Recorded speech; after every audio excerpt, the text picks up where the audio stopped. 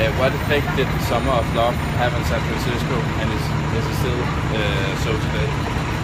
It definitely was transformative for the city, but I don't think it's still the same today. It seems like it's a very different city. California is different from the rest of the U.S. Is it true? And if so, how? Yeah, it's very true. I'm actually from Wisconsin, so I'm from 3,000 miles away from here. It's different. It's more this is more urban, and Wisconsin is more farming and stuff like that. Cosmopolitan in San Francisco. Okay. How has the legalization of medical marijuana changed San Francisco? The weed's always been here. I don't think it's changed anything. It's just made it more easily accessible. Obamacare in California, pros and cons. Would the Danish welfare system work here? Would the Danish welfare system work here? What do you think? Obamacare seems to be working. There's a website called Cover California that you go to and you sign up on it, and it shows you what subsidies you get, so that's useful. It's a pretty user-friendly interface, so I support Obamacare. Yeah. Okay, thank you. What school do you guys go to? Danish school. Oh, okay, cool. Are you here on break? Yeah, on a school trip. Oh, school trip, Yes. cool. What effect did the Summer of Love have on San Francisco, and is it still so today? I think it's still there today. If you guys get a chance to go to the Haight-Ashbury area, you'll see a lot of the same general ideals of love each other and just accept each other. There's a lot of different types of people here. So I think that's the effect it still had, is the tolerance. And like I said, Haight-Ashbury, you guys should check it out. Okay. California is different from the rest of the U.S. Is it true? And if so, how? Yeah, I think it is true. I think it's true in the way that, what I just talked about with tolerance. I know it led the way in things like gay marriage rights, and even just for San Francisco example, things about transgender.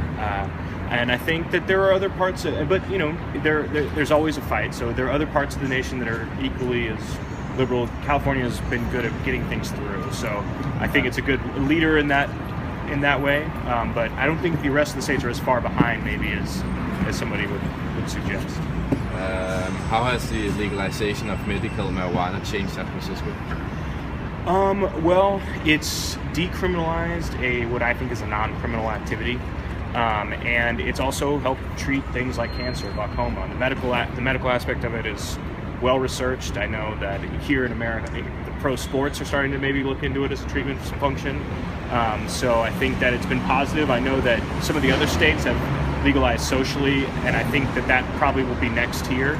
But I think it's been an overall positive influence, and it's also allowed for taxation of that, because people would be going elsewhere to get it, and the state wouldn't have any access to the money. Obamacare in California, pros and cons? Pros, I now have free healthcare as a grad student. I'm not aware of the cons. I used to work in the healthcare industry and insurance brokerage, and a lot of the problems came from uninsured people who couldn't get insurance would generate expenses that would then get passed on to the insured. So now, with more people having access to insurance, that trickle will slow to where the people who, as everybody carries insurance, it will be less expensive to have it, because you're not going to be paying for a big bulk that can't get it. Do you think that the Danish welfare system would work here? I don't know very much about the Danish welfare system. I'd be interested to hear about it, but I'm not sure how it works. I know that without public welfare here, that we would be in a lot worse off, or the impoverished people would be much worse off without welfare systems. So I think that it's something that we could even do a better job. If you guys do a better job, then I think we should do what you do. Okay. But that's about all I got. That's it. Of love have on San Francisco, and still so today. Caring about people. California is different from the rest of the U.S. Is that true? And if so, how? I think that's true. I mean, we're pretty liberal here. I mean, a lot of ethnic diversity. Got to accept a lot of people. How has the legalization of the medical marijuana changed in San Francisco? I don't think it's changed in San Francisco at all. Okay. Obamacare in California, pros and cons. Yeah. What would no? I see it hurting more people than helping people. Would the Danish welfare system work here? What? The Danish welfare I'm system. not familiar with the Danish welfare system, so can't comment on that. Okay. That's it. But it is different. Yeah. Okay. What effect did the Summer of Love have on San Francisco, and it's still so today? Well, I think the Summer of Love in the 60s in San Francisco was a lot of people came here to find a different point of view and to exercise that. I think that has remained to a certain degree. It's still, San Francisco is still understood as a very liberal place. It's becoming less and less so, but there are still positive remains of that time and attitude, I believe. California is different from the rest of the U.S. Yeah. Is it true? And so, how? It definitely is true. It's the farthest point west, and people have always come out to this part of the country as in the beginnings as sort of a frontier land, because it was less populated, and because of the weather, it encourages a sort of more relaxed lifestyle and open-mindedness, I believe, too. So it still remains sort of apart and different and more liberated, certainly in some parts. There are very conservative parts of California too, but generally the attitude is looser and more open. How has the legalization of medical marijuana changed San Francisco? Well, it's in one obvious way. You could smell marijuana in most parts of San Francisco all the time. What it's done is it's created new businesses in San Francisco. I don't believe it's taxed yet. If it would be, it would certainly add to the state income, which is still needed here. Education is under prioritized here. Perhaps taxes from the marijuana industry would help that. Obamacare in California, pros and cons. I think there are more pros than cons. Anything that the government can do to provide health care for its citizens, I think, is to be encouraged. Do you know anything about the Danish welfare system? A few things. I hear it's a more socialized country in general. I think which I would certainly encourage. Do you think it would work here in the U.S.?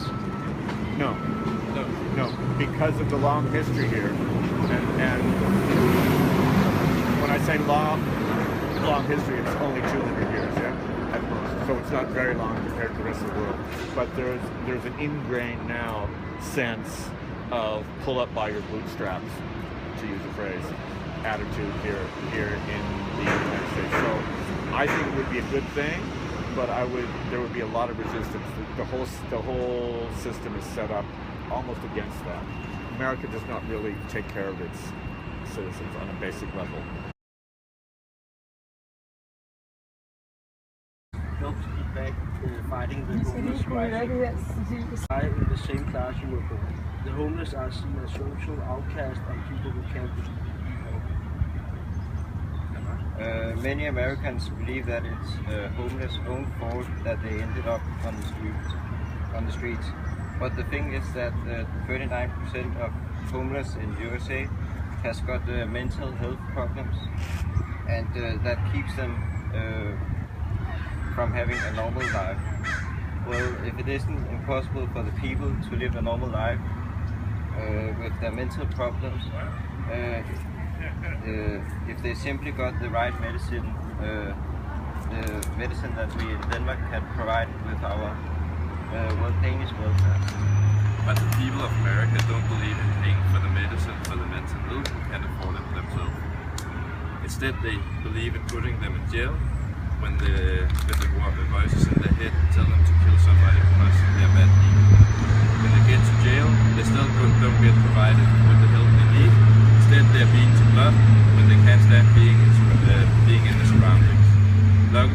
of the homeless in the US only experience being homeless as a transit for 3 weeks or less. Some of the common short-term homeless in San Francisco are people traveling and suddenly running out of money, so they beg on the streets for a while so they can move on. San Francisco has had a big focus on the homeless problem since the 2000s. In San Francisco they have different solutions for the homeless. For an example, the government provides with a transitional housing for a fixed amount of time. The problem with this solution is though that the transit houses are placed in Tenderloin, a neighborhood filled with people from their own social group. So they still do drugs and drink alcohol at 8 a.m. in the morning. In this way they simply only get off the street for a little while, but it doesn't help them in the long run. Okay, a place like Salt Lake City have made a more permanent solution for the homeless problem, even though the idea of transitional housing is the same. In Salt Lake City, the homeless are provided with attractive housing and counseling for addictive problems. They get integrated in society and held back on their feet. The significance of the different help provided in the two cities are also shown in the numbers of homeless. Both cities set up the transitional housing 10 years ago, and both cities started out with roughly 3,000 permanently living on the streets. 10 years later, San Francisco has reduced the number to 2,000, while Salt Lake City has reduced the number to 400. Yes. San Francisco's approach to the homeless problem has clearly gone the wrong way, and the government is getting desperate. Therefore, they have banned the homeless from sleeping on the street or on a private ground without permission. If they are seen doing so either way, they don't get a fine or jail time, but instead the police is omitted to trash the homeless little amount of poverty. This way they hope that the homeless will choose to go somewhere else than San Francisco.